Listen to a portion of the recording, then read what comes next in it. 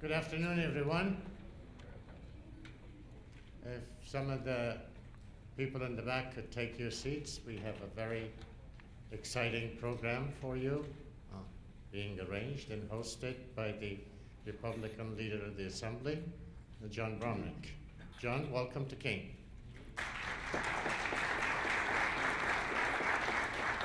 And John would also introduce the rest of the panel, but I will introduce only one of them, Tim Ryan, because he graduated from Keene, and the others will have to suffer since they did not.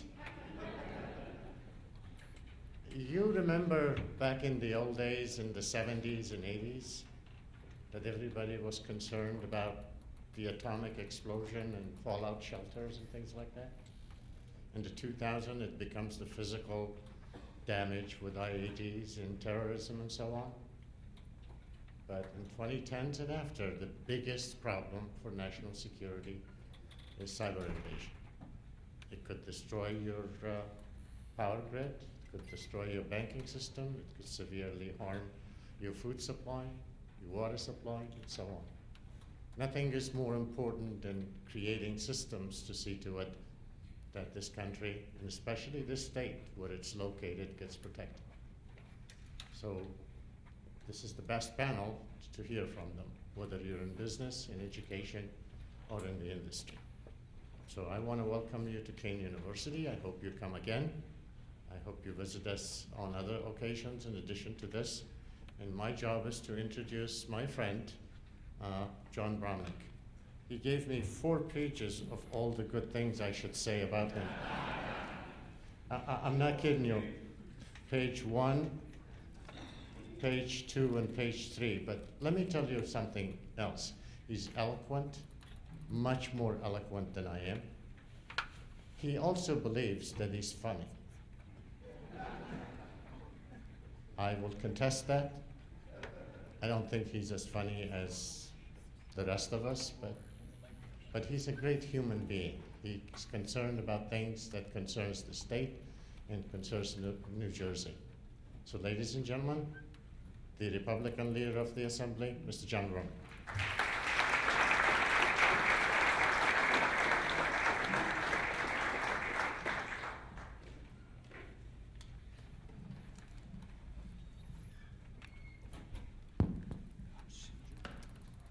Welcome, everyone. I am going to begin by thanking Keine University and Dawood Farahi. They're always there to assist the public and to their students. Thank you very much, Mr. President. Thank you, sir. Thank you, Mr. President. Before we begin, I can tell you we're going to move this along. I have been to too many panels, too many seminars, and too many legal education, continuing legal education, where I was bored. So we're going to make sure that we get answers that are crisp, short, clear, or we're going to move on, and we have a very distinguished panel. Before I introduce the panel, let me introduce Assemblywoman Donna Simon. She is on Telecommunications Committee. And my very good friend and former Secret Service agent, Tom Sloan.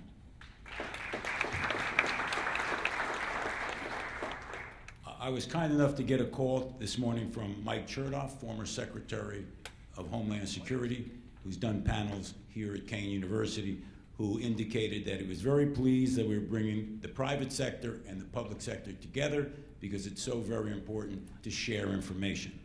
On that, what I'd like to do is, and let me tell you why I have 2 people from the media. I have Mike Simons from Gannett, and I have Kevin McCardle from 101.5.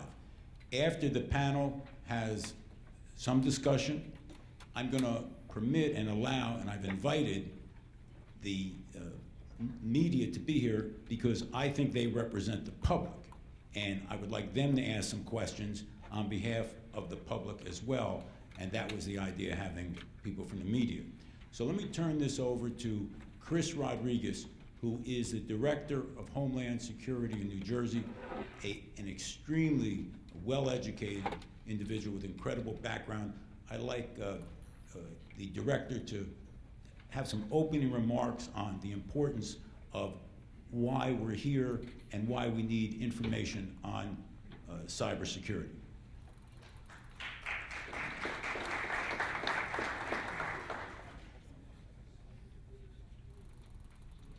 Uh-oh. You know what I think is interesting? It's 2014. You can land things on other planets, but microphones never work. It has to do, our next panel is going to be on microphones and homeless. Any luck yet? Hello? Okay. There we go. Well, thank you very much, Assemblyman. I want to commend your leadership on this issue. I think it's extremely important for us to be here, and I really want to thank the panel of distinguished guests here as well. President Farahi, thank you for having us here at Kane. As the Assemblyman said, my name is Chris Rodriguez. I'm the Director of the Office of Homeland Security and Preparedness. Cybersecurity is one of my key priorities, if not the most important priority over the next year, 2 years. The reason is that we have seen a barrage of attacks against against the Garden State Network. We've also seen the private sector be affected by cyber attacks, either originating overseas or here in the United States. It's becoming an increasing problem, which we all need to play a part in countering, because we have adversaries out there who are interested in gathering information and data from our networks for nefarious purposes. So the fact that, Assemblyman, you brought us all here together really speaks volumes about your attention to this issue, so thank you. OHS&P's role in the cyber threat component is to bridge the technical, analytical, and communications gaps between local and federal authorities. We also try to facilitate information sharing with the private sector, as well as be a resource for them. We also want to engage our citizens in trying to help them develop better cyber hygiene practices, and to promote awareness and analysis of the global and local cyber threat landscape. As far as the challenges that I see and my office sees over the next several years is technical first. Software is being developed with different levels of security, and we're going to have to look at those very closely in terms of how we go about either recommending them or pushing that information to the public.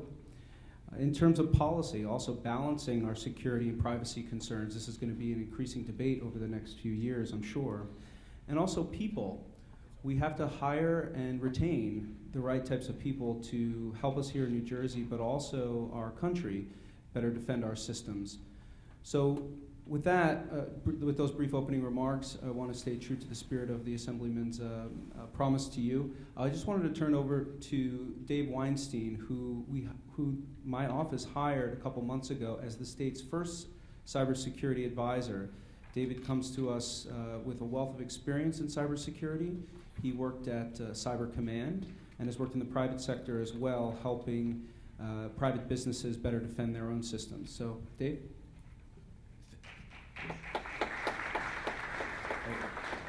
All right, Dave, here's my first question. He's a cyber czar from New Jersey. How come there's so many attacks? Every day we hear about a new attack. What's going on? Are you going to need more of the advice from the people down in the private sector to protect these businesses? Why do we hear a new major attack every day? Thanks. First of all, thanks, Leader Bramnick, for convening this panel. I think it's an important conversation to have with both the public and private sectors. So why are we seeing all these attacks? The short answer is cyberspace has really low barriers to entry. In other words, it's really easy to get in the game. Actors kind of obfuscate their operations on a day-to-day basis. So we're constantly reading about big attacks at places like J.P. Morgan and Target and Home Depot. They're hogging the headlines on the day-to-day, but there's also a lot of attacks happening at the local level that we need to be mindful of, which is why obviously at the state level we're increasing our focus on education, awareness, promoting best practices, and also technical security measures. So the short answer to your question is there's so many attacks because it's so easy to get in the game. Well, let me see what I'm saying. You're telling me J.P. Morgan, Home Depot, Target, If they're not protected, how is the small business protected, if at all? And what about individual people? It would seem to me if J.P. Morgan's not protected, we're all in trouble. So the answer is J.P. Morgan actually is taking very active measures to protect themselves, which kind of brings the point home even more about how vulnerable we are in this domain. So there's inherent risks when you depend on technology, whether it be for business, for government purposes. You have to manage that risk. You're never going to completely eliminate the threat. Well, you're the or risk. cyber czar. You got the business community here. How are you going to reduce the risk?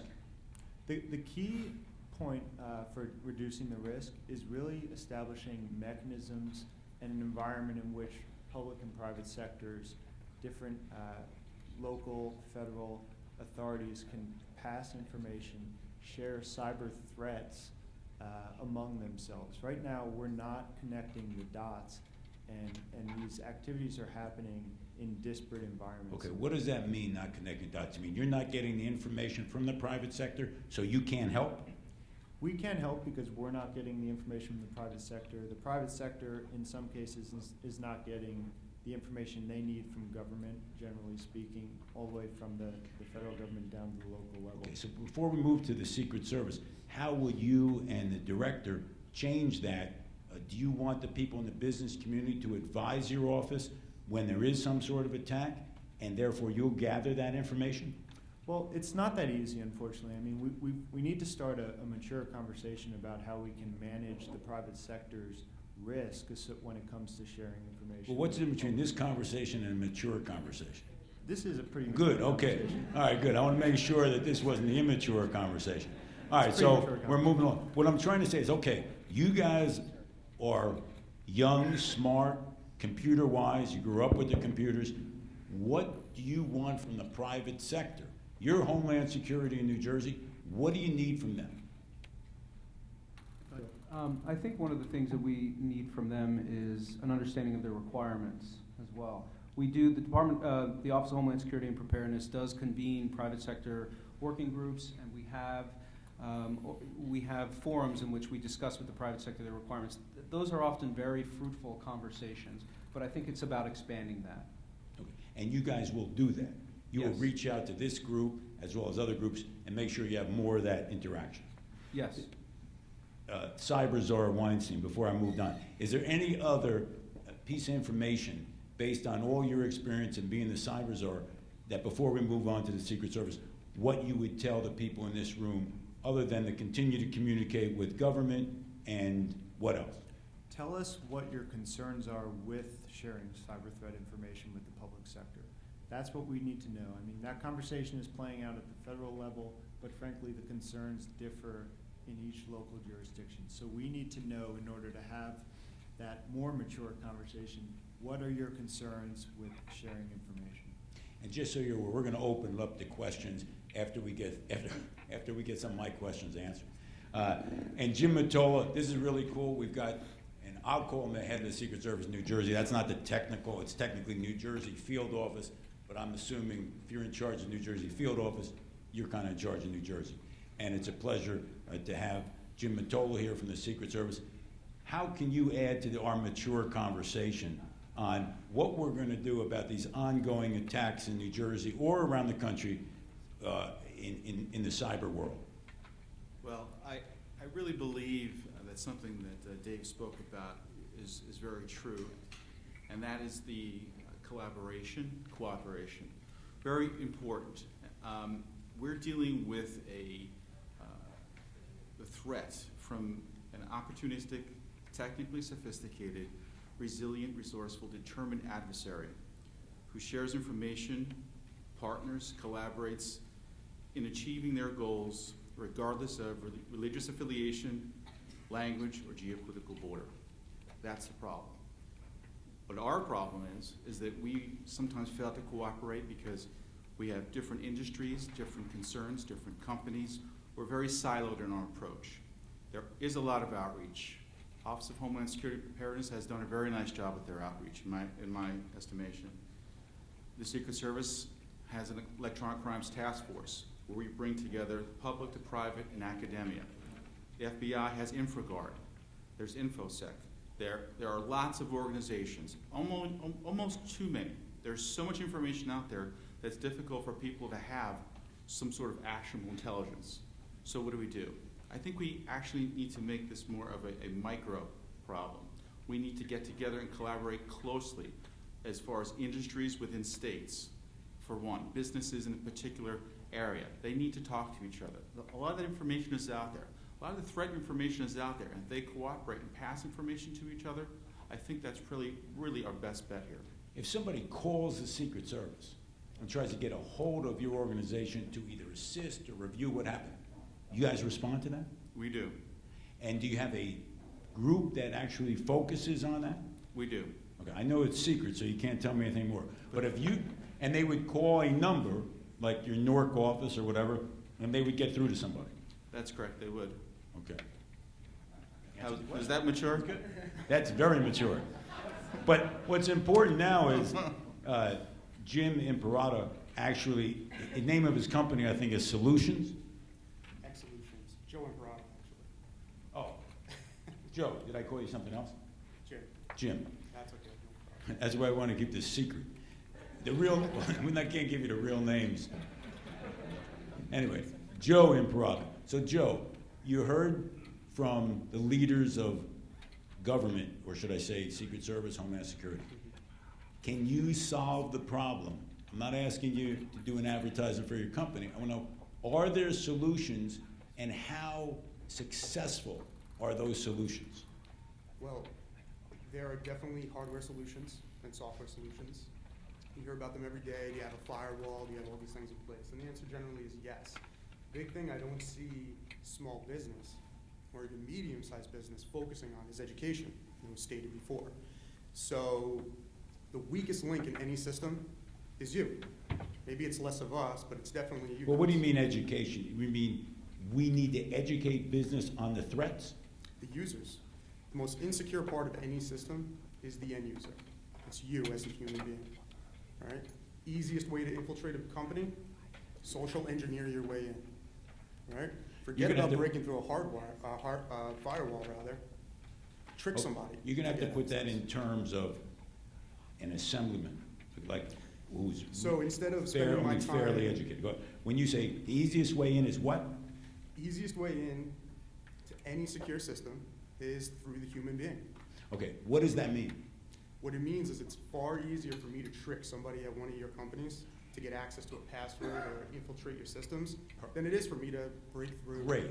Okay, firewall. now we're really getting into. So tell me, how do they, without giving up any secrets, how do they trick one of the employees into giving up the information?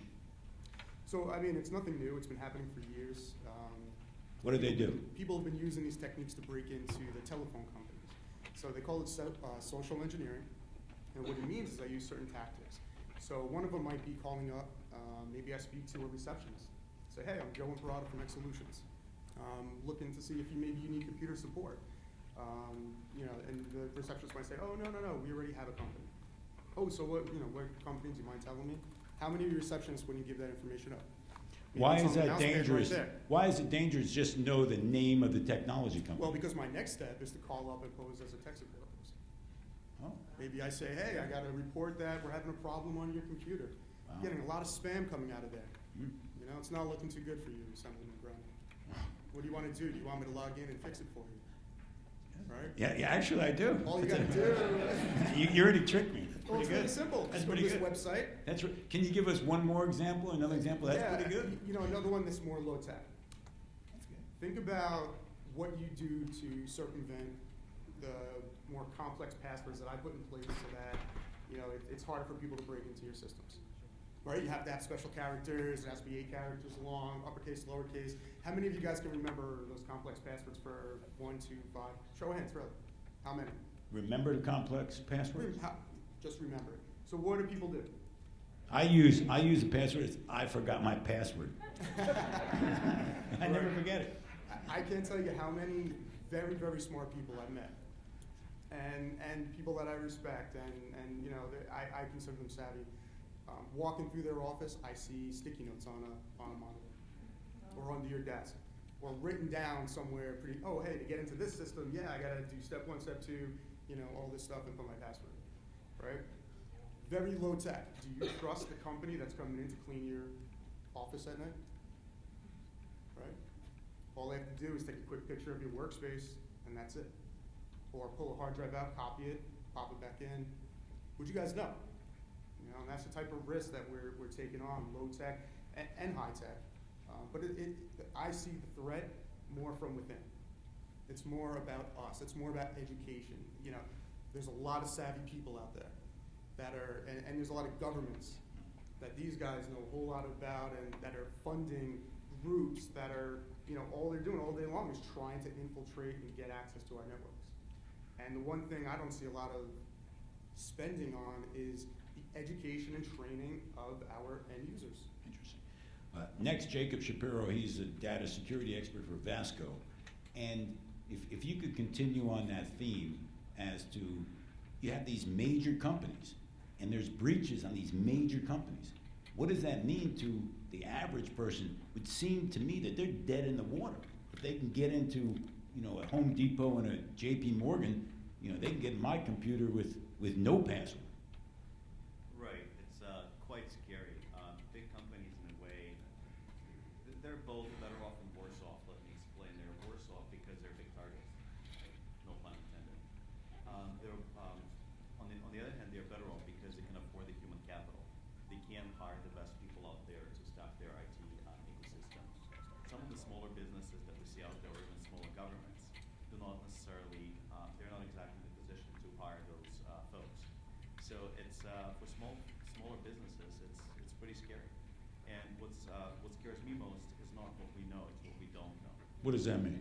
Well, when Chase gets breached, when Target gets breached, Home Depot, et cetera, pick your favorite, everybody knows. Now, how many businesses get breached and they themselves don't know? Right, one of the themes that we're hearing today is like, you gotta cooperate, you gotta communicate with folks in your industry, and you gotta share knowledge to try to combat these threats. A lot of times businesses have no clue that they are breached, and sometimes it takes a government agency to tell them, hey, did you know you guys are experiencing a data breach as we speak? So that's the thing that scares me most. Have you had communications with government authorities, whether it be Homeland Security, Secret Service, FBI? Have you worked with them on any of these issues? We as a company have worked on these issues with a number of agencies. And is that something that you need more help from the government, or less help, as they usually say when I show up? Or like, we don't need any more government. It's a very nuanced All right, I'll topic, withdraw the right? question then. Well, Just kidding. it's a fairly nuanced topic, right? So the answer is both yes and no. I think it would be good for government to do what they're best at, and for us to do what we're best at, right? What are we best at? No, I'm again. No, and that's different in Secret Service and Homeland Security. You know, I'm sorry. And finally, Tim Ryan, who's the Kane University graduate, a former FBI agent, and now the managing director of Kroll. Maybe you can continue down that road of, and I thought it's pretty interesting to give specific areas where you see there are breaches or areas that you can protect companies. Sure, so I think that if you want to know how to make it better, if today you want to go out and buy a car, every car you buy is going to have a seatbelt in it, and the gas tank's going to be engineered in a certain way. If you want to rent an apartment, that's going to be up to a fire code. There's going to be sprinklers in there, there'll be smoke detectors in there. Yet if today you decide to go out and buy a computer or log into some sort of customer service portal for a vendor that you're using, there is no code. There's no code at all. In fact, what many people in the industry are struggling with is the need to continually fill out surveys from all different institutions because they're asking basically fire code questions, but because there's no fire code, nobody knows exactly the right thing to do. So the first thing we can do is create a fire code. And it doesn't have to be a very elaborate fire code, but it has to be something simple enough where people understand that the computer that you're buying either meets this fire code or it does not meet the fire code. And then let the consumer decide how they want to use their dollars, basically. I think the other thing we can do is that if we want the private industry to share information with government, the private industry needs to be immunized when they decide to share that information. You cannot ask private industry to share some very, very sensitive data about itself and then have that information used against it down the road. and that becomes a whole Oh, area yeah. of discussion because of whether if it's operable, and then if we do have that information and there is risk to the public, and then we don't release it, so we can go down that road, and that's a whole year in Trenton on discussions on that, but it's a good point. Let me take it back to Homeland Security. When these breaches occur, what's the bad stuff that eventually happens? I hear on the radio all the time, 40 million people have lost their Social Security number, but then I don't hear anything that happened to those 40 million people. How often, then what happens? Because it sounds as if the breach is really bad, but then I'm not hearing anything about the bad stuff. Yeah, no, it's a good point. I mean, in the case of the retail sector breaches, where we're having 40 to 70 million credit card accounts compromised, thankfully most of the liability is transferred away from the consumer. So the folks on the bad end of that bargain are the credit card companies and the actual victims. And I do themselves. understand the law to be limited liability on credit cards. That's been a federal law for a long time. But more specifically, I'm not hearing that those things are happening once there's a breach. Is anybody hearing that once there's this breach of 100 million people, that there's a million subsequent attempts to use that information?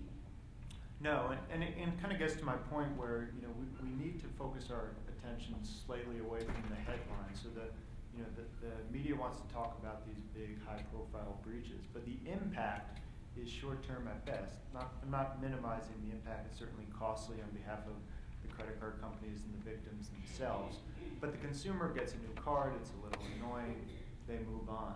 The more long-term threat really goes into the area of threats to critical infrastructure, threats to personal identifiable information, corporate espionage.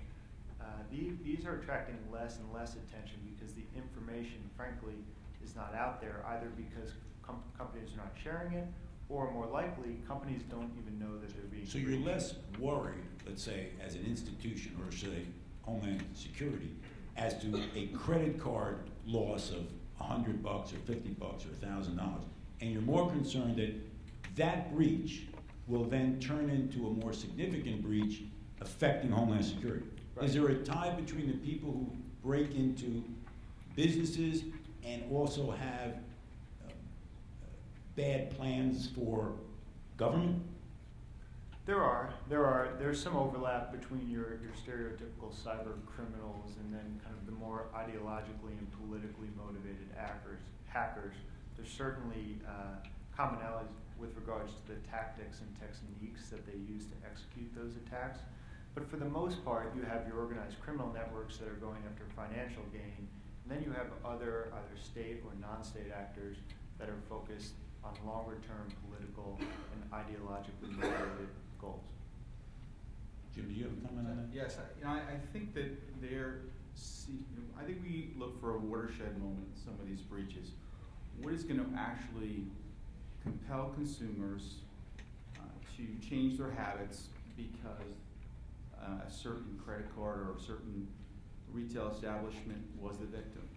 And I think we saw with Target, sure, there certainly was a ripple effect, short-term in their stock price, valuation of the company, their CIO, but also I think that really what I like to talk when I speak to this area is that I see it as like a death of 1,000 cuts here when we're talking about financial critical infrastructure.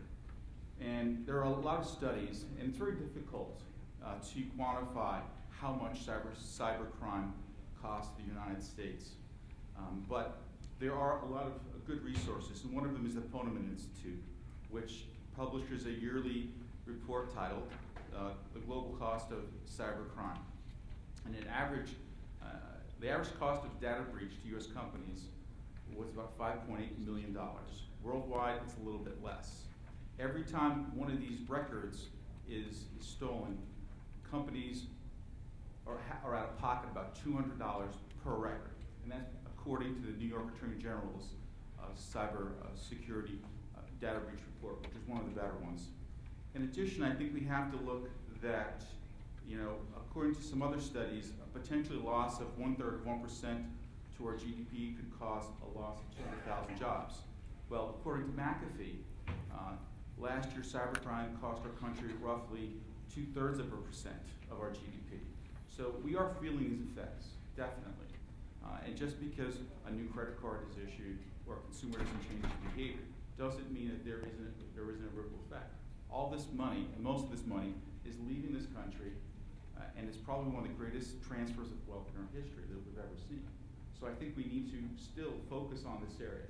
But as Dave was saying, there are also more sectors that are, I would say, less sophisticated in their cybersecurity preparedness than the financial sector.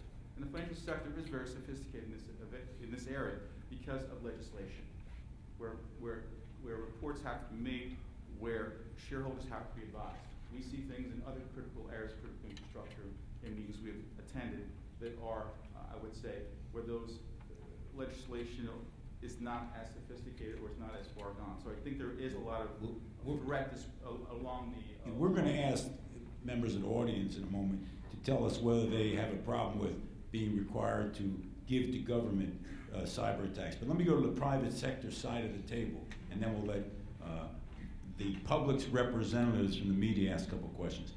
Private sector, you've given us a couple ideas of what we should do. Don't leave your password posted on your computer. Don't let your secretaries and our receptionists answer questions as to your computers.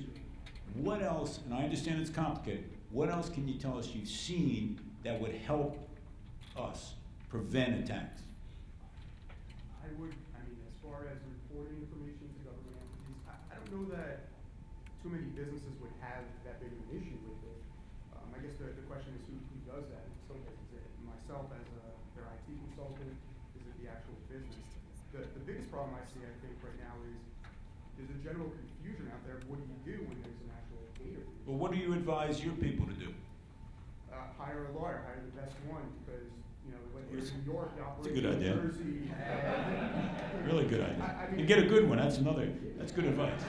Because you get the bad lawyer, it never works out well. But the same fact is that Okay, depending on. so that's not your expertise post, you're gonna keep them from being attacked. Absolutely, we do everything we can in our power to do that, but it's simply not possible. Okay, so you gave us a couple ideas. Jacob, maybe you have an idea. Jim, maybe you have an idea. What are some of the simple defenses or more complicated defenses? You walk in day one. I mean, obviously you guys get paid pretty good for this, right?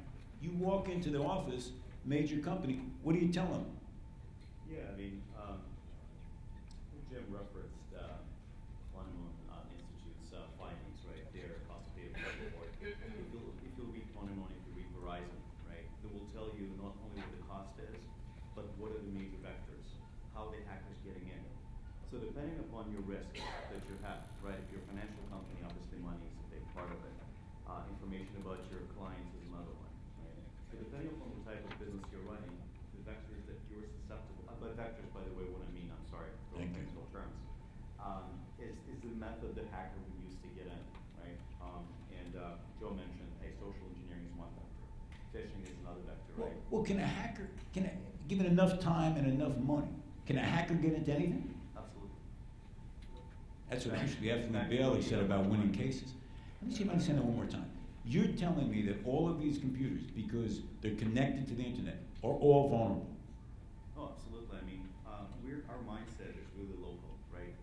If you're running local business, right, you're thinking of crime in terms of local crimes, right?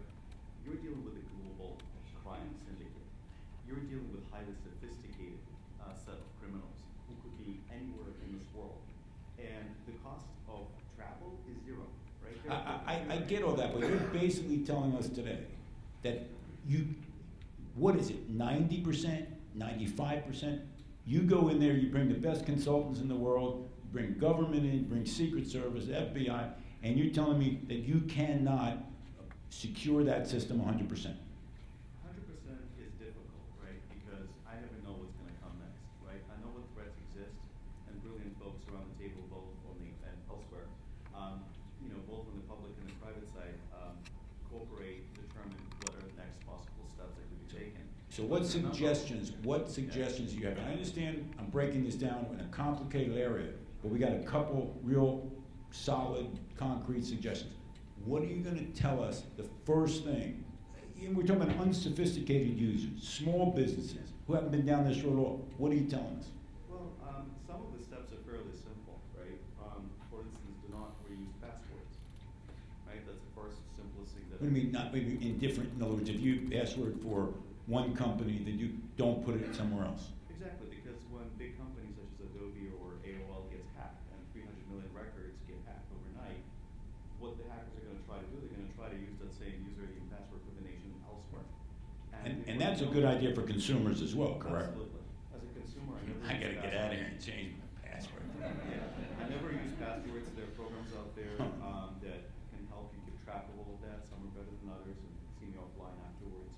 I can tell you what I do, right? Okay. If you can use. Well, there's a good one. What else would you tell small business that may not have maybe an IT consultant, but not someone trained in security? Yeah, that's a big problem with small business because you cannot necessarily hire top talent. I would seriously consider security in the cloud. I mean, I'm sorry, I didn't hear that. Security in the cloud. All right. I know what the cloud is. I just know what security in the cloud is. Think of. I know you put stuff in the cloud. Yeah. Now you want to keep it secure?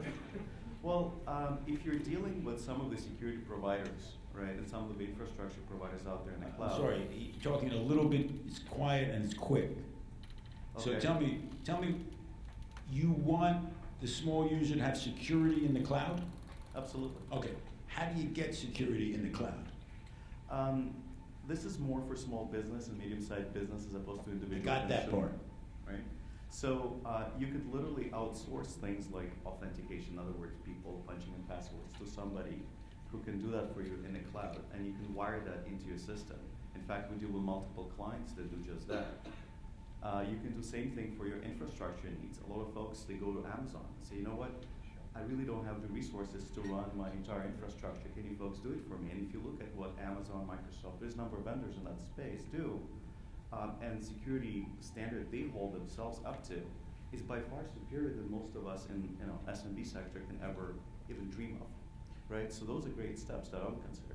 Okay, I'm gonna ask Tim, any other concrete ideas before we move on to, Sure. So the And- earlier you know that there's a breach, the less dramatic that breach is going to be. That sounds like maybe almost a cliche, but the way I do it is that when I do my personal banking, when I use my debit card, if the debit card's used for more than $1, any kind of transaction for more than $1, the bank sends me a SMS, a text message to my phone. So when I use a debit card at a restaurant, I'm getting into my car in the parking lot, and within 2 minutes, I know that that debit card was used inside the restaurant. That would make it extraordinarily difficult for cyber criminals to really capitalize on any long period of time a breach would go on for. So they would get to use maybe 5, 6 credit cards from what we call a common point of purchase. So Target, Home Depot, the one place where all the credit cards were stolen from. And then all of a sudden, everybody, there'd be millions of eyes looking basically for fraudulent activity and would be notifying their card brands. that's a really good point. Let me see if I understand it. So anytime, let's say, one of my credit cards is being used, right now, my credit card issuer does not notify me. That's correct. But can you have it done, or you have to request, or is it optional with the credit card company? Sure. So right now, I have it done for my debit card. I don't have it done for So my you credit can just card. ask your debit card They do it. issuer to That's do it, correct. and they will do it? That's correct. Do you know whether or not the major credit card issuers have to do it if you ask them to do it? Excellent question. Thank So you. I can't have it for my credit card because they won't allow me to. That's on purpose. That's not Why? a mistake. Because So- because if your kid's using a credit card. So, no, I mean, I think the cynical side of Oh. things would say, I think there's a lot of money to be made when people don't check their credit card statements. I think there's a lot of money to be made from that. Jim, you had something to say on that? Yeah, I do think Wow. that you can, That's a good. there's a way for you to monitor your credit reports and to the different, there's Jason said, so, as I'm talking about, you can actually monitor your credit reports so that if there's an increase in your card. True, but you have to go to your credit card. And I'm Yes. sorry, you have to get that reporting as opposed to here, we're getting instant, anytime it's being used, instant information. I think, along the lines with some of the panelists are saying, consumers need to be more engaged, plain and simple. And whether you can set up an automatic notification or you're doing it yourself, Most of us have a few phones on us, and we can certainly check these things, during some course during the day. Consumers need to get more, again, more involved, as Joe was saying, about security awareness. This is really the key point. I don't think people can sit back any longer and be bystanders while this occurs. And there are tripwires you can set up. One of them is certainly with your credit reporting bureaus. There's a great website called idtheftcenter.org that has an incredible amount of information for consumers and businesses about different threats. Can you say that one more time? It's called IDF? www.idtheftcenter.org. It's one of the better websites that I've seen, where you can certainly request your credit reports. You can look at some of the issues that are happening out there, different spam attacks, different phishing attacks, what have you. So the consumer really does need to get a little bit more involved. As you're sitting there doing your bills Sunday morning, these are things you need to check. You need to make it part of your ritual. I think it really adds a lot to what's been said here, because the consumer has to get more involved. Let me ask law enforcement that. I get those phishing expeditions all the time, where you get phone calls where people want information or computer requests. Are the laws strict enough now? Well, first of all, what percentage of those phishing expeditions come from within the United States? What percentage come from outside the United States? When I say these so-called either hacking attempts, phishing expeditions, if we had stricter laws, would we be able to, as they say, get the guys anyway? Anybody? I think the answer to that is inside the country, I think the sentences could be fairly significant. Outside the country, it's a catch and release program. So would you think most of these attempts or these hacking actions, are they coming from in the country or out of the country? Financially, I think it's outside the country. Yeah, it is outside of the country. And can you folks hear me in the back? Yes. Yeah, so if Oh. you read Verizon. You just speak up if you Oh, would. absolutely. I'll use my outside voice. I remember that. Yeah, when you read Verizon data breach report, you will see the percentage of attacks coming from outside of the United States, and that's by far the majority, regardless of the reason why you're being hacked, be it financial, be it political, what have you. So, And you cannot persecute. The laws of the land are Sure. not effective to deal with that. okay. Kevin, 101.5. What are the 5 or 6 or 7 million people listen to your radio station? What do they want to know about cybersecurity? Well, first of all, I think when you mentioned earlier, Assemblyman, that you hear about these big breaches, but then you don't hear about really anything beyond that. I want to ask everybody, is it logical, though, to assume that it might take a while to hear some things? Because what we're looking at is if the credit card companies are the ones that are liable and they have to pay, that's money out of their pocket. If the companies are paying X amount of dollars for every ID, every breach, every single one, that's money out of their pockets. If they have to pay for lawyers more money out of their pockets, is it not logical to assume that these are people in it for the profit? They'll jack up their prices. There's something there. That's a pass-through that we would see in addition to.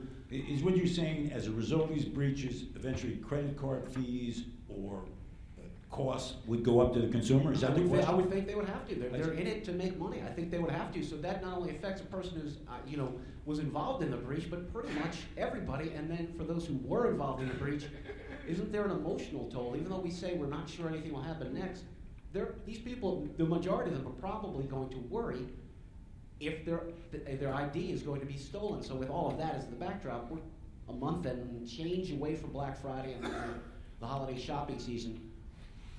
Shouldn't people be legitimately concerned about this situation? And really, what can I do? Everybody here is going to take a credit card out for holiday shopping. What can we do? Because the toll it's legitimately there emotionally and financially for the companies that they'll pass through. That's a lot of questions there, Kevin. I was writing a lot. Okay, I got it. All right. So, one, how worried they should be about Black Friday? Is the cost going to increase to the consumer because of these breaches? And What about the emotional toll of people being An emotional afraid for a toll. long time that their ID is going to be stolen? CyberZar, Thanks. Yeah, I'll take. under the direction of Chris Rodriguez. I'll take a couple. So to answer your question, consumers should be worried to a degree, right? I mean, it certainly impacts consumer confidence in the long run, rightly or wrongly. And over time, that cost is going to be passed on to the consumer, logically. And if you have to replace 70 million credit cards, Visa isn't just going to eat that cost, right? So it's going to be passed over time. But on the bright side, we're starting to kind of figure out this retail breach, credit card breach problem. The president recently signed an executive order, strictly pertains to the federal government, to mandate what's called chip and pin legislation. So this is actually known as a dual authentication method for making a credit card purchase. They've been doing it in Europe for years. You swipe your credit card and you have to accompany every swipe with a personal identification number. So if the magnetic strip code is compromised, you can't just swipe the card without that personal identification number. So we're moving in the right direction as it relates to kind of credit card security and protecting identity. Because at the end of the day, the credit card companies have an incentive to improve the system. Again, it does result in lack of consumer confidence and it's going to up prices. But at the end of the day, the credit card companies, in cooperation with the merchants and the retailers. How do you want us to respond to emotional stuff? I mean, how do you want, you know? What do we do Black Friday? Do we change our PIN numbers that morning, go shopping, and then change them again after we're done? Firewalls on our own computers that day, and then change the password for that after we're done shopping too? Yeah, how often should you change your password? I mean, I think ultimately you just have to be vigilant as a consumer. You have to be watching your credit cards, and you can't just be passive and say, oh, woe is me. To a point that was made earlier, I don't know any of the passwords for most of the sites that I go to. I use a password manager. It's very easy to use. It's not that sophisticated. Well, just tell us what that is for us less sophisticated people. It's basically like you have one password to remember. You've got a master key lock, if you will. It can be biometric. Most of the time, it's also just a And then you go to your password manager? Correct. So on my phone, I can just put that one password in. I've got access to all my other passwords securely, or it even just logs me in automatically. But to your point also about passing on cost, PCI compliance is a mandate that the credit card industry has basically passed on to the merchants. Okay, and it's not a government-related mandate, but credit card companies are getting frustrated with having to take all of the financial loss. I don't know that you're going to see a big uptake in how much merchandise is going to cost for that, especially from the smaller guys. I think the problem there is that oftentimes they don't even know that they've been breached. And then when they are breached, what do? They likely don't report it. They probably just throw the computer out and maybe get a new one. You have a major issue there, I think, on the smaller business side versus large business. Mike Simons, Gannett. Sure. About 10 days ago or so, I got invited to participate in this. And I got home that day, and my credit card company had called because there were some strange charges at Walmart, which we did not purchase. So it was kind of funny. So a couple things about that. And what happened? Well, they contacted us, and they essentially noticed that this fraudulent pattern was going on, and so before we even saw our credit card bill, they had gotten in touch with us. So I guess my question is, are they getting better about detecting that sort of a thing? Absolutely. It hurts them financially to not take steps towards it. I mean, they can't protect against everything. For example, how many times do you guys go out to, maybe you're traveling, you go out to dinner and your credit card gets declined or something like that because of a fraud transaction? More often it comes back to you and it's more of an annoyance, but they're getting better. So the answer to the question is they're getting better at it. Can I disagree with that? Oh, good. So, yeah. I think that the bad guys are sophisticated enough. They know the algorithms that are being used to detect fraud. So it is trivial for bad guys in some foreign country to use a zip code or use an IP address close to the victim's house, which will probably dispense with many of the anti-fraud kind of algorithms that are going on. I think that the common point of purchase way of doing things is broken, like waiting for 2 weeks, 3 weeks to find out that there's been a huge breach. I think the tools are not there for consumers to detect it. If you had to wait 30 days to detect those charges, would you have detected them in 30 days? and understand that if you don't do it in that time, those are now your charges, whether they're fraudulent or not. I think that's unfair. So Tim, we can have the Assemblywoman actually introduce a bill that would allow us to require the credit card companies to send us information every time there's been a transaction. I agree, and same Anybody thing with credit card reporting. companies? I was like, we'll pass it then. Same thing with credit. I should not have to pay Anytime there's not an for. objection, we pass it right through, right? But Right. there's a concrete example of something we could do, as well as, and we're gonna get to this moment, sharing information from the private sector to the public sector. Jake? And let me address a couple of points. To Tim's point, if your credit card doesn't allow you to get notifications, cancel that account and get another one. All the credit cards that I carry all allow me to do that. That's a key aspect for me. Oh, so you get that? You get I immediate, you I get had to opt immediate? in. I had to opt in, right? You go on their website, be it Chase, Citi, what have you. No, but do you get a text message Yeah. immediately upon someone using your credit card? Within seconds. In And that's not a fact, debit card, that's a credit card. Credit card. I don't use debit card. Anyway, so well, Teach there's his better own. protection on the credit side. That's why. So I was in Vegas a couple of weeks ago. My better half, Stella, she went out to Hobby Lobby. Hobby Lobby's been recently. You could talk a little more slowly, because I get some of Okay. those where it's just like a cell phone conversation. My A apologies. little, a So- little more slowly, thank you. All right. So a couple of weeks ago, I was in Vegas. My I heard your half- better half. Had My better half. You she said something went- about your better half, okay. Yeah, she went to Hobby Lobby. She bought something, and Hobby Lobby's been attacked recently. So immediately I call her up, say, hey, did you buy something at Hobby Lobby? She said, yes. So I get those notifications immediately. I had one card that didn't let me do that. I canceled it. And that ties into Good. the emotional Good. angle of this. Great information. Just one last comment. I remember on my credit card once seeing a $5 charge. Do they sometimes test you out with a small charge and then later? It's a common practice when you're setting up your credit card for automatic payments. Some processors would actually charge you one or two small charges, and then they will take them back out, and they will ask you what amounts did you see, right, to make sure that it is indeed your account. But it's a slightly different thing. What we're discussing here is simple notification of your transactions. Every time you use a card, you get a text message, email, what have you. I love it. It's Good beautiful. Great Yeah. idea. Mike, you have a follow-up for that? Yeah, I was just wondering, again, from the consumer perspective, if you're a person who's concerned about this kind of thing, you know, are debit cards better to use than credit cards, or is there really no difference in terms of essentially your own personal security and exposure? I'll take that one. I think definitely there is a huge difference. And the difference is the time and money it takes for a consumer to straighten out his affairs. When your debit card is compromised, primarily the funds that are in your account will be compromised. Then you'll have to go down to the bank, and it'll take you quite a bit of time to rectify that. On the credit card situation, you didn't even know your credit card had been compromised. You probably saw no difference in your spending pattern. You probably had a credit card the next day or the day after.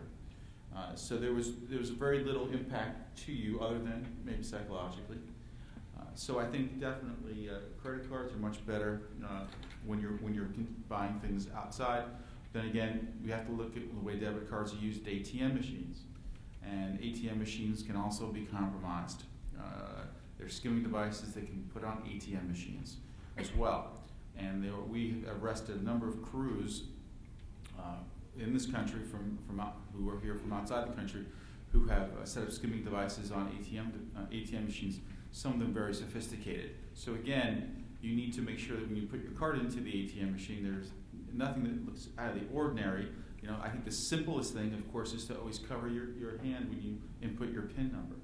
That's And a have good a one. PIN number that's fairly sophisticated if you can. But there's things that consumers can do. But again, I would say credit cards are inherently more safer than debit cards when you're making retail purchases. Thanks, Jim. All right, we've done this for an hour, so I think it's an hour for government and the people on the panel as well as the media. If you have a question, we have a microphone to the left. And I would once again, as we said, you just come up. I would just ask you, don't give us the history of the Western world or, all your business. And just, if you could just ask the question, then I'll try to make sure we try to answer the question. So, Okay. First and of all, you probably should give us your name for security purposes. And your password. No, I'm just asking. I'm only kidding. That's a joke. So. My name's Chris Christie. Mitch Feather. Assemblyman, first and foremost, I applaud you for bringing this type of forum down to the town hall. Well, then you can go on as long as you want. Go ahead. No, but thank you very much. It's seriously past due, and I implore you to talk to your colleagues on both sides of the aisle to continue. I appreciate that. Thank you. Do you have a specific question? Yeah, well, a little bit of a comment with regard to the credit card and the identity theft. Jim made a valid point, a number of you did, with regard to monitoring your credit reports. Nobody's bringing up the children. People should be running the credit card reports on their underage children. There are just too many occurrences when these children come of age. Interesting, but what you're saying is you should check out what's going on with your child's credit report and/or use of that person's name for some other purposes. Is, to find out what's going on with your, when you say underage child, not somebody at college, which actually makes a lot of sense. Right down to the point of being infant or preschool. That information will be harvested and used, and when this child becomes of age, goes to make a purchase or get a credit card, all of a sudden they find they've got all these You mean bad remarks. someone using that child's name or information as a front or as a fictitious or for someone else? That's exactly. Any experience in that where, well, that's a, I totally agree with you. You're 100% correct, and I would go a step further, and that's what I do. I freeze my credit, and I freeze my children's credit. I'm sorry, a little fast. You said you freeze Exactly. your credit That's right. and you freeze your kid's credit. That's right. So Okay. you can contact. All right. How do you do that? So you can. There are 3 primary credit Thank you. agencies: Equifax, Experian, TransUnion. And freezing it means telling them that you shall issue nothing, no Exactly. credit or anything else for that person. Exactly. Okay, everyone else agree that that's a way to go, assuming you're not looking to buy a house or get credit? Well, you have some controls there, meaning you can defrost it or unfreeze it when you are about to buy a car or what have you. But by default, I think it should be frozen. And then if they do get your social security number, the damage is limited. Joe, you agree with that? Yeah, and I think. Well, there is an interesting way you could, right, you take your kid's name assuming the child's 17 or 16, not 18, you could just, after 18, I guess you gotta get their permission. Right. And to this point, I think freezing your kid's credit is a great idea. Actually, I think I'm going to do that when I get back, because that's an excellent point. I'll send you the Take bill. the credit card. Yeah. I do have one story. I did give my son a credit card and he was 22. I said, use it only in emergency. And then a $100 bill came in. Yeah, we were in this bar in Hoboken and no one had any money. I said, that's not an emergency. There are services out there. You've heard of LifeLock. There's a few others. I think they aim to make that a little bit easier. I think you can do it more manual ways. So I mean, there are things out there that you can do as a consumer. Okay. Counsel. Hi, I'm Len Resto. I'm with USI Insurance Services, and I try to sell cybersecurity insurance to small to mid-sized businesses. How's that going? Not well. You'd be amazed how many of those businesses will tell you, gee, I'm so small, why would I be a target? And they are the lowest hanging fruit. So you're telling us to buy the insurance? Absolutely, because the average break-in or the average hacking is $500,000. So do you want to ask the panel whether they think they should buy insurance? No, I want to Okay. ask the panel. I was very intrigued by Tim Ryan's, I think, very, very excellent observation that there should be minimum standards for small to mid-sized businesses on security. Because what I found with Well, these what does small- that mean exactly? Minimum standards for small business? Well, some of these small to mid-sized businesses, believe it or not, still run on Windows XP with patch after patch after patch. So you're saying pass a law requiring them to use more secured website or software? Yeah, to use a more advanced software to have better security. Some of them, believe it or not, are buying off-the-shelf programs They don't even outsource IT. And they allow their employees to use their own personal iPhones and iPads as their computer, and they're not encrypted. And so they steal an iPhone and they're right into the system. And so you have hackers that get into the system, and that's how they get to the bigger fruit, which is your I targets get of your the world. point that more information has to be, and Dave, you can answer that.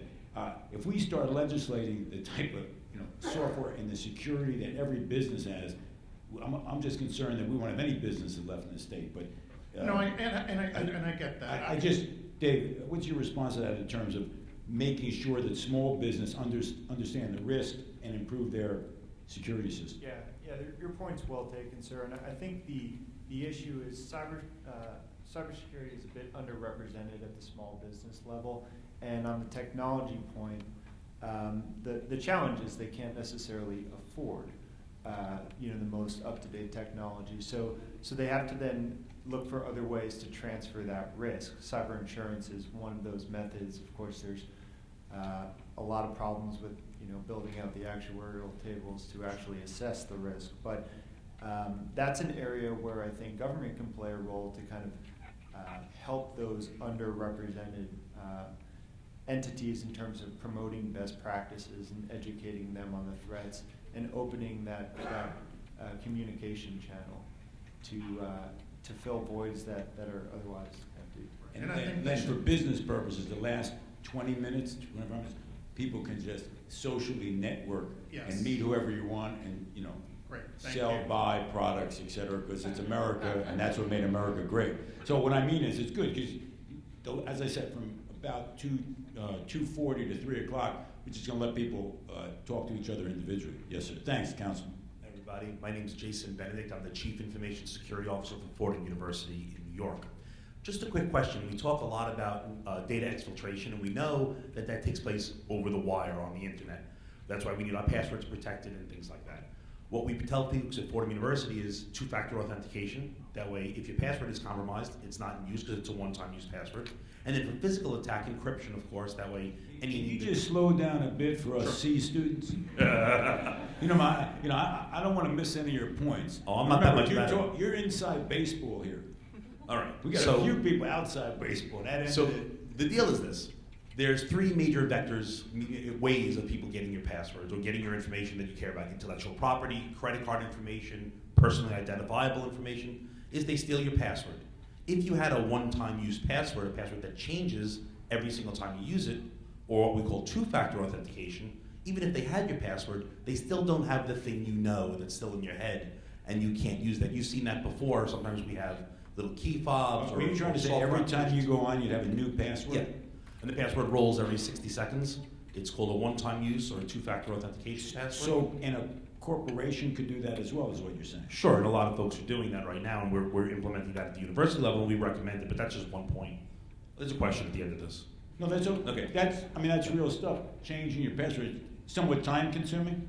No, not at all, actually. Once the infrastructure is set up, you get a token, which is a little either a software package or a little device that you carry with you, and it's the new password. Every time you need a password, you look down at it, it gives you a password And that's good why for are they 60 seconds. breaking into Fordham University to find out grades and stuff? I hope they're not, because I'm here. No, but the reality is, the reason they're breaking into Fordham University is we hold all the same information as banks and hospitals, Like and we're a social- little less secure typically. Like than social those. security numbers? or Right, something? yeah. Is that what they're looking for? Is that what the bad guys are mainly looking for, like an address and a social security number? Overwhelmingly personally identifiable information for identity theft when you're in something like Fordham. Other universities that may be more involved with government contracts, they may be looking for intellectual property. That's typically not what we're at risk Just for. so I say, because you raised an issue. Okay, now I'm the bad guy and I get all this, I don't have a credit card information, but I get from Fordham University this social security number, home address of your graduates, et cetera. Now what am I doing with it? Well, most of the time you're selling it for $1 or for a penny or for 20 cents on the Okay, black now market. okay, you sell it. Now the next bad guy somewhere in the world has it. Right. He's selling it again? No, he's trying to open up a credit card account in your name. Okay, then he's trying to open up a credit card. Okay, thanks. Right, that's what you need, right? So that's the first question, is two-factor authentication. Second one is the physical media, right? People can take your laptop with all that good information on it They'll steal your laptop, or they'll break in and they'll actually get a hard drive, or they'll steal some information. We recommend encryption, of course. That way, if they can't read the contents in clear text, then we're somewhat protected. The thing that we don't talk about a lot is the fact that all of these attacks happen remotely, right? The bad guys are in Czechoslovakia or in Romania. The bad guys are on the internet. You know, they're being compromised by the And latest this hack. is the question. This is the question. Okay. What do you all think about requiring security on the wire, on the internet, and having the police the data channel as opposed to having the end user be concerned about how the average person is going to protect themselves? Certainly they should take certain precautions like putting locks on your doors and locking your car doors, but there are still police out there policing the environment. Is that possible? I'm sorry, I'm missing, so you're saying. What he's, before it gets here, Yeah. you have some. Protecting the wire, having You mean the service encrypting- providers. Encrypting the wire Right. itself? No, not encrypting the wire, but having the service providers stop malicious or malevolent traffic before the data So exfiltration you takes couldn't place. get like, but who would you know? International So access. what you're saying is that a data provider, an internet service provider, would need to know who both endpoints are and the legitimate use of that wire. Right. Good luck. No, well, that's what that's what I've been asking the assemblyman to help with. And that's what I'm asking you guys. So when you said good luck, so basically, we'll call this internet police who are trying to block everything but good stuff. So, yeah, I could just tell you from my time in the Bureau that trying to de-anonymize the internet, which is exactly what you're requesting, that the internet be totally de-anonymized so that the internet service provider and each and every internet service provider would have to know each and every person on the internet all the time. I'm not sure that's feasible. Or we run intrusion detection and intrusion prevention systems that identify things based on signature or activity. If they were running the same thing, they could see malicious traffic before it actually affected an end user and cut it off at the head. It's a good point. Any follow-ups on that, Dave? Yeah, I'll just add that to a degree, the ISPs, the internet service providers, do monitor the pipes for malicious traffic. So if there's a known signature or malware out there, they have an incentive in kind of dropping those data packets. So to a degree, it's happening. I think the notion of kind of policing the pipes is a bit infeasible at this point when it comes to. We thank you. Are you a professor or just internet guy? Oh, good. Well, there's also net neutrality issue to contend with, right? Inside baseball. Net neutrality? Sure. What is that? Yeah, who owns the internet, right? So, and you cannot do security and net neutrality, or policing and net neutrality at the same time. Plus, it's a global beast, right? Once again, so who is going to police it? So I think what you've done with two-factor authentication and encryption, those are great steps, and obviously you can talk more about other steps that can be taken. So I think that's the right approach. Yes, sir. Hi, how you doing? I'm Scott Schober, President and CEO of Berkeley Varitronics. We make wireless threat detection type of tools. We sell to probably that half of the group, the government sector. And really speaking from the business side of things, we were actually hacked from credit card, debit card, and then more recently the checking account got hacked with excess of about $50,000. So I understand all the things certainly the panel said, and it's all well taken. I'm curious though, from the sharing of information, just looking from a business owner, that's the side I see lacking mostly. In other words, in the underground world, everybody shares information, and they're really good at it. I'm sorry, I lost you there. Sure. Who do you want to share information to who? Good guys. You want the good guys, for To example, share people who've been information. hacked, Sure. provide information Absolutely. to other good guys in government. Government agencies and companies to share that information, either be it education, best practices, prevention, early detection, all of those type of things right now are really not being done. I found out myself that we were actually hacked. So I reported it to the bank. They in turn contacted the FBI and contacted the credit card companies. They still haven't given me an answer of what happened. I got all the money back. That's good from a business owner's side, but the sharing of the information to prevent anybody else here that has their own company, there's no means of that implementation. I understand the cybersecurity I and saw protections. John Hollop here from the Retail Merchants Association. Is he still here or did he leave? Hey, John, let me ask you. If we put a bill in tomorrow that required all of your retail merchants to share information as soon as they're hacked, et cetera, to Homeland Security, Secret Service, FBI, what's your position on the bill? Well, there's I'm sorry? I just want to get, because normally retail merchants, or generally merchants or companies, you know, the more burden you put on them, they come and testify against. So what do you want to do? Yeah, it would be concerning, but I mean, a lot of times my members are sometimes the last to know, as I think. But let's assume you now know. You going to turn it over to Homeland Security? Probably are, then one of my members knows, they probably already worked with law enforcement, and sometimes you need to work with them. So will you before find? announce it to the larger population, that maybe there's an opportunity to catch the bad guy. Okay. Well, would you find out from your members whether or not they have any problem with the Simon bill on mandatory disclosure of any, well, we could find out the breach. Find out, because if we can find the business community is willing to do it, it's just outliers that don't want to do it, you know, that's a great idea. Yeah, and I think Thanks, business John. community is willing to share that information. They're not educated. Where do you share that? And unfortunately, there's not a lot that comes back from the government agencies, be it the merchant, the issuing banks. You get zero back from a business owner. You say, well, I'm reporting all this. What can I do to prevent it? We know cybersecurity, yet we were hacked. Well, let's That's assume scary. you started to get all, I assume if they got more and more information, then they'd have more information to say what's going out in the community, and you get, you know, you guys would be posting information as to that. Is that correct? Yeah, I mean, we are in the process now of trying to build that capability. I'll be honest with you, that capability, at least at the state and local level, does not exist throughout the country. Or if it exists, it's very nascent. Actually, New Jersey is, I think, particularly in our relationships with our federal partners, like the Secret Service and the Bureau, we have great relationships, so we can facilitate that information up to the feds. But I think that one of the things I'm trying to do with my office is try to position it within that mission space where we can be that facilitator, where we can help go in and talk to you about strategies to better defend your networks. So One other brief comment / question. I guess regarding the credit card, which you comment on, it's a little bit different there because the liability shift next year, approximately, was it October 2015, it goes away from the credit card issuers.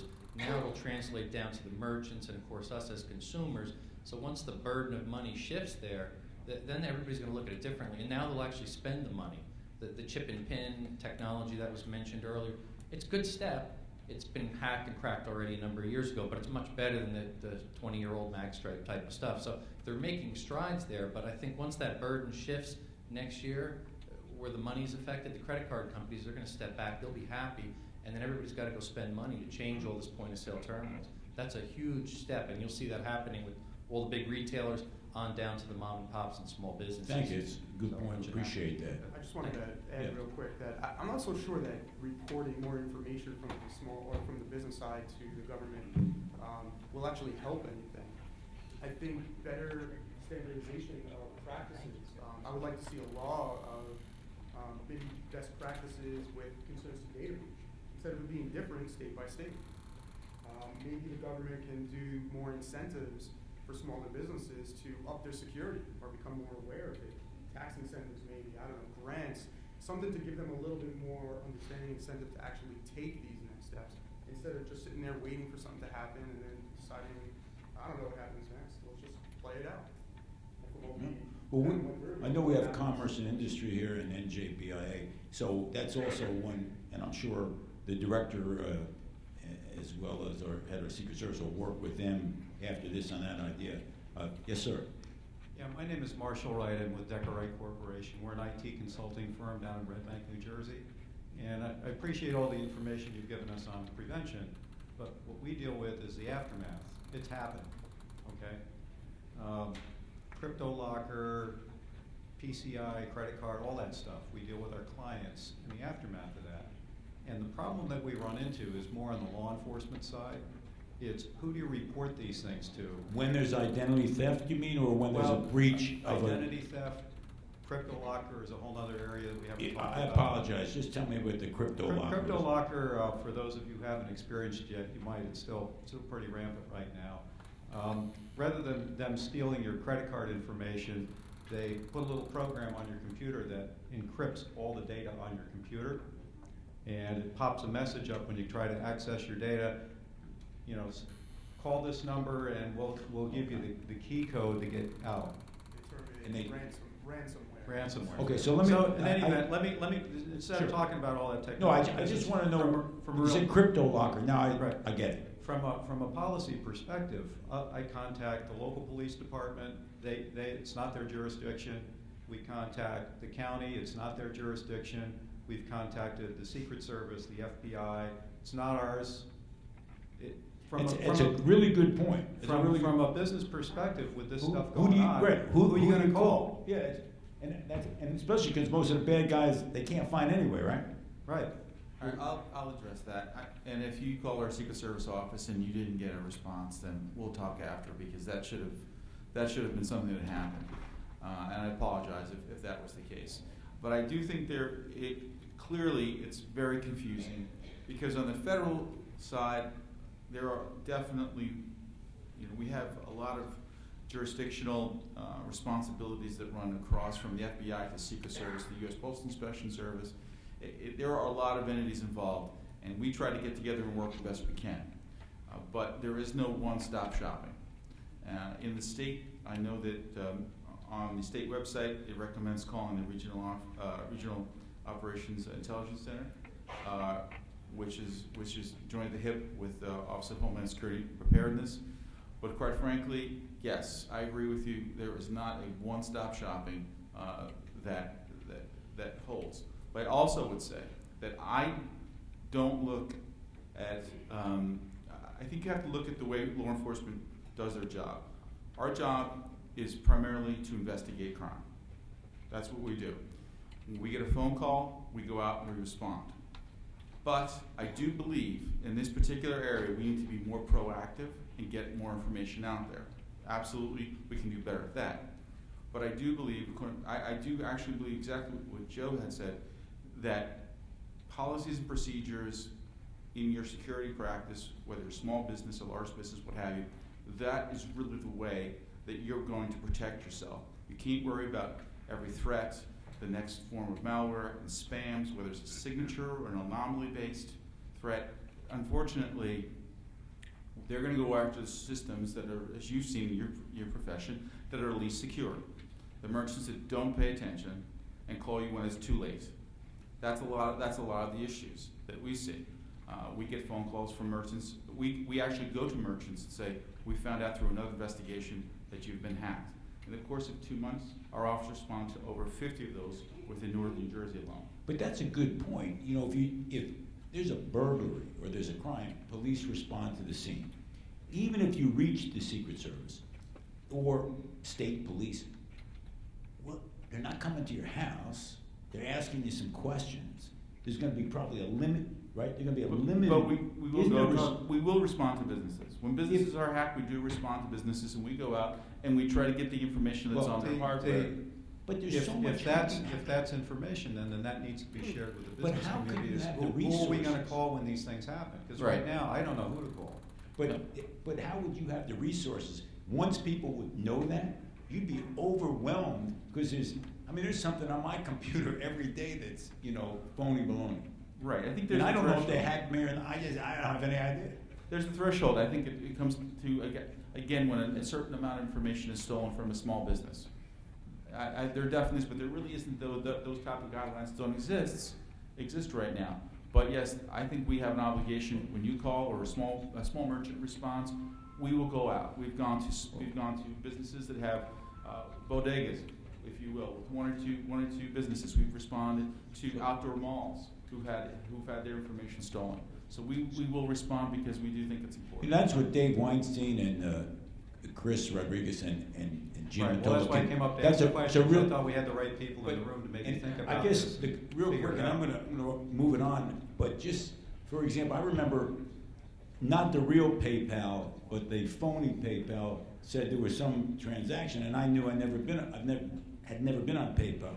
And then I'm thinking, okay, I'm going to call PayPal, okay? There is no number for PayPal.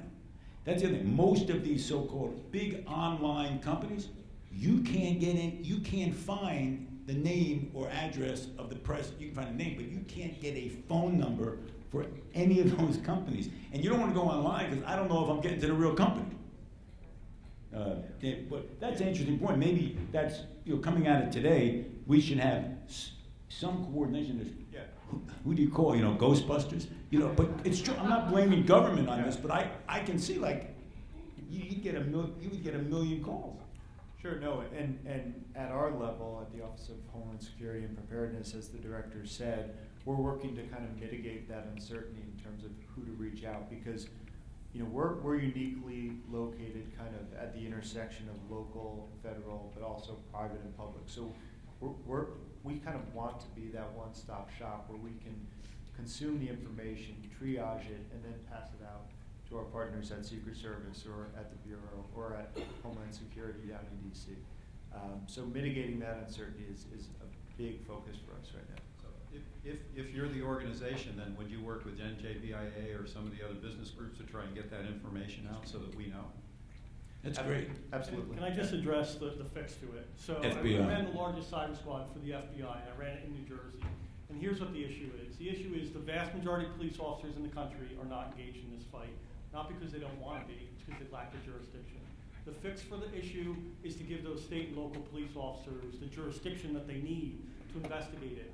So New Jersey State Trooper cannot investigate a cybercrime of $1 million or more 15 minutes from his barracks. Why? Because if it just goes over into Pennsylvania, he can't investigate it. Everything gets percolated up to the FBI and the Secret Service. The FBI and the Secret Service cannot investigate every single cybercrime. So when you were told that it is not their jurisdiction, well, that's untrue. And the crime clearly would fall within a violation of state law. But I think what they're saying is that they don't have the physical jurisdiction to acquire the evidence they need to prosecute it. So that's the fix, an interstate compact between many states, like we're seeing with the attorney generals right now, which enable state and local police officers to have reciprocal jurisdiction. So in other words, if New Jersey needs to execute a search warrant in Arkansas, Arkansas is part of that compact, and Arkansas will do it on New Jersey's behalf, and vice versa. I think that is one of the fixes for it. Right. And I agree with you, and I think you're on the right track with that, but those are the kinds of policy things we really got to be thinking about, because it's going to happen.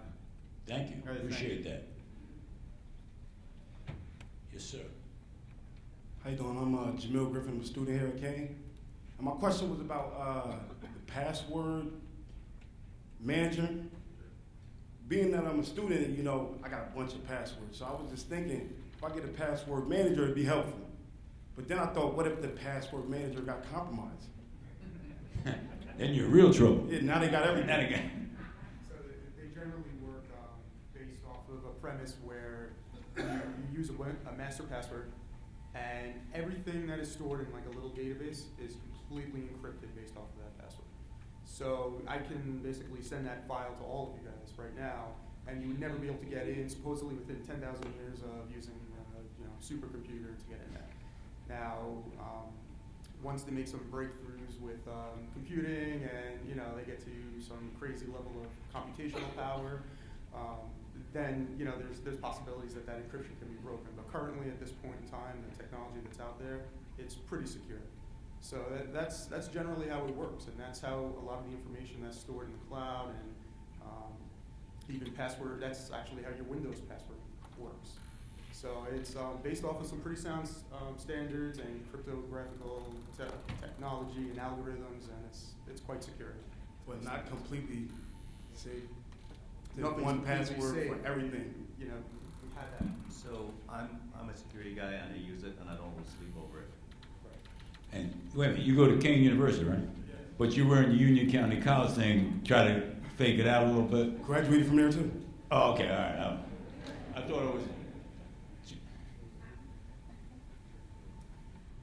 I just wanted to. That's Assemblywoman Donna Simon. Donna Simon from Legislative District 16. I cover Somerset, Hunterdon, Mercer, and Middlesex. I just wanted to say thank you to Assemblyman Bramnick for bringing this incredibly important and alarming issue to the public. I mean, he not only talks the talk, he walks the walk. What I'm hearing is it's pretty alarming that there's no 100% cure. And to look at legislative band-aids that are really not going to aid in any solution is not the answer either. Tim, I already launched an ask to our Office of Legislative Services to look at legislation to mandate credit card companies to notify people, so that was a really good takeaway. And we will look at a cooperative partnership with John Holland and also NJBIA to see what we can do. Education, I hear, And is commerce and the major issue. And whether it's looking at universities or looking at our service delivery departments in our corporations to make sure that their employees are vigilant, or whether it's a punitive part of it, or finding out who the bad guys are, whether it's domestic or international, and how to work more closely with each other. But I think what we need is a SWAT team, and I think we all need to partner together, because if we're not an aorta and we're just looking at collateral circulation and working individually, that's not going to do anything. So I thank everybody for being here, and especially Kevin and Michael for bringing the public perspective here. So thank you. Thank you, Assemblywoman. What we'll do is we'll take one more question, then it makes some sense for people to talk individually. You've got experts here, you can meet with them individually. I think it makes some sense, and then you can talk about your private concerns or public concerns. Hey, Ben Stranger. Thank you, former neighbor. I'm Harry McNally, and I'm now from Fanwood. I'm John Bramnick. I'm now from Westfield. Yes, Basically, right. we're both Plainfield. Former Plainfield. That's right. I'd like to change the subject a little bit. Away from cybersecurity? No, well, there's some relationship, and I'm not the expert. Let's see how far afield we go. Go ahead. But I have a feeling that if you add up all of the waste time that we all have to deal with, the do not call problems, where people are calling our phone numbers with robocallers. Oh. And we can't get this prosecuted. Well, let's talk about this. If you're on the do not call list, there is an exception though. You're talking about political robocalls? Yes, political and I'm not talking about political. I'm talking about businesses. Well, if there's business robocalls that violate. There's a New Jersey law. There's a national law. I reported it over and over. Here's what we're going to do. Right after, where's I got to thank. Where's Mr. Duffy? Nobody's prosecuted. Well, here's what we're going to do, Mr. McNally. See in the back right, we've got the lawyer we've got the executive director. We've got open. Right back there, they're going to get you to the Attorney General. I'll talk to anybody. We're going to get you right. I have a list of every call made to me. Well, I got all the information. Well, we're going to get you right Nobody to the Attorney. will work with. Well, yeah, we'll work with you. If it's illegal and it violates the do not call list, I can tell you have access to the Attorney General's office. I assume that's the right entity. Secret Service not doing do not call. And there may be more time from everybody in this room spent on that than on. Now, you have any problem with the political robocalls? No. Me either. Okay, we're good. We're good. Okay. All right. Well, just like fundraising for nonprofit operations. Exactly. Not the police people, not the private companies that call on behalf. That's a whole other issue, another day. Anyway, that's a whole problem. All right. So, Harry, thank you. They're going to deal with you right now. Keith, you were from Plainfield too, originally. Your parents. You got a third Plainfielder back there. A lot of camaraderie. It's perfect. Right there. Yeah, you go. He'll take care of it. Drive you down the train. No, he'll take care of it. Okay, Harry, thanks.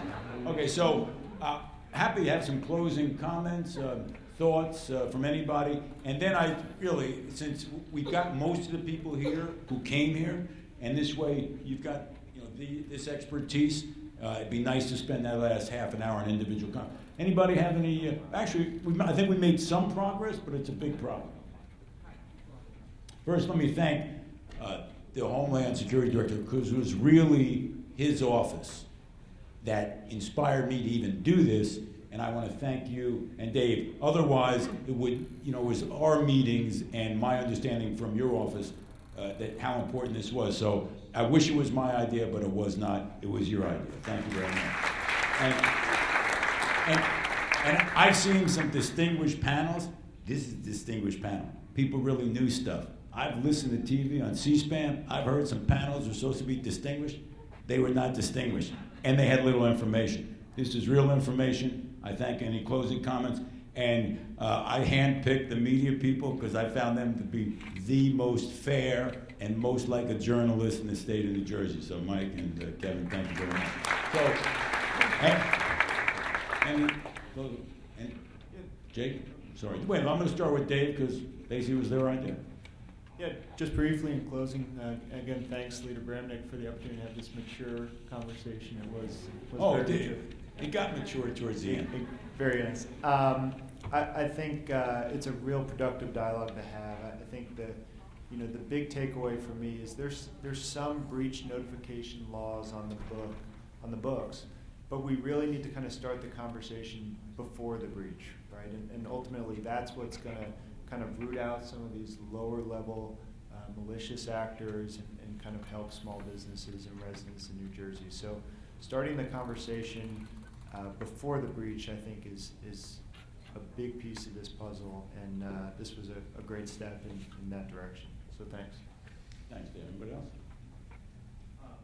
Yeah, I mean, a couple of remarks. So it's important for everybody to stay engaged and learn, whether you're a private citizen or a nascent business in New Jersey, such as internet gaming or what have you. But what's also important is to keep things in perspective, I think. I'm a security guy, but I don't lose sleep over it, right? So we all drive, right? That's why you don't lose sleep, because you're the security guy. I don't have any hair, so I don't have any hair to lose, so I figured I'll, keep my sleep. So we all drive, right? There are horrific accidents on the road. Do we all stop driving? No, I mean, we ask car makers to make safer cars, right? We ask government, folks in the government to give us better laws, better roads, etc. I think we need to take a similar approach to data security, right? Let's not freak out. Let's go ahead and enjoy Black Friday, Christmas, whatever it is. But let's take some steps to be more proactive about it. Thanks, and that's why we're here. And I do have to just tell one story. I see Tom Sloan here, and my sideline is comedy. So Tom calls me one day and says, "Do you want to go to the Secret Service golf outing?" I said, "Sure." I said, "Where is it?" "Can't tell you." Anyway, so any other comments? Great. All right, so look, I thank the beginning of a discussion. Hopefully we'll move forward some legislation, but at this point, please feel free to discuss, assume the panel has some time. That's why we had the last half an hour, or questions for the media or Harry McNally, whatever. But thank you very much. Really appreciate your time.